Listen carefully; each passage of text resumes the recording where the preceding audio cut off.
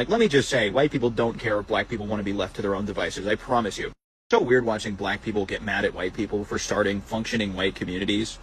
It's like, you know how happy we'd be to see black people start a functioning black community? Like, we would leave you to it. We would be, oh my goodness, good for you guys. Wow, so not only are you dumb and uneducated and a bigot, you're also inefficient, because that was a lot of words to say. I'm a white supremacist and I'm okay with it. Let's talk about the history of white people just accepting black communities. 1873, Colfax, Louisiana. White mobs murdered 150 black men who were defending a Reconstruction era form of government, and it was a coup to seize political power away from black residents. 1898, Wilmington, North Carolina. White mobs overthrew the multiracial city government and then slaughtered dozens of black families and burned down their businesses. 1910, Slocum, Texas. White mobs attacked a prosperous black farming community out of racial and economic resentment, killed dozens, forced the survivors to flee, and stole their land. 1912, Forsyth County, Georgia. After a false rape allegation, white mobs terrorized and expelled all of the black residents, forcing those survivors to flee, and then seized their land and homes and redistributed it to a white community. And then in 1919, in Elaine, Arkansas, hundreds of black sharecroppers were murdered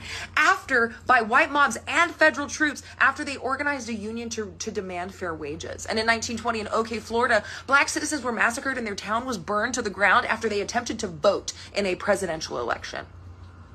And then in 1921, in Tulsa, Oklahoma, one of the wealthiest black communities that has ever existed was destroyed in a 2-day massacre where 35 blocks were destroyed and burned to the ground, and hundreds of black residents were killed.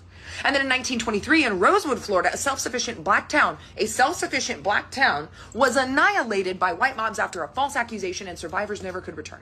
1943, in Detroit, Michigan, racial tensions over housing and jobs, does that sound familiar, led to a deadly riot in which black neighborhoods were destroyed by law enforcement.